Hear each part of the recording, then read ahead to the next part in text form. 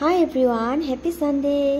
আজি আমাৰ Sunday বিকেট থালখনে আৰু খুতুৰা শাকৰ দাইল, গৰম ভাত, গৰম দাইল আৰু ইয়া চটনি, তাৰপিছত ইয়া ডিম। এটো এটা ৰেচিপি যদি লাগে মই ডিম বাৰু খাবলৈ হসকে বহুত সোৱাদ হৈছে। তাৰ পিছত ইয়া ওলাইছো আৰু Sunday বুলি আৰু মানে মই একচুয়ালি ড্ৰেছটো অলপমান ঠেক কৰিবলৈ আছিল, অলপ বহল হৈছিল, তো তেনেকৈ আৰু চিলাব দিব আহিলো আৰু ইয়া চাহ খালো লাল চাহ গাড়ীতে।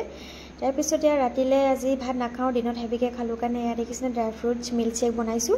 এতে যিমান ড্ৰাই ফ্ৰুটছ আছে সব দিছো আৰু দুটুকামান বৰফ দি দিছো, যেটো গৰমো অকমান হেতু কাৰণে অলপ হানি দিছো।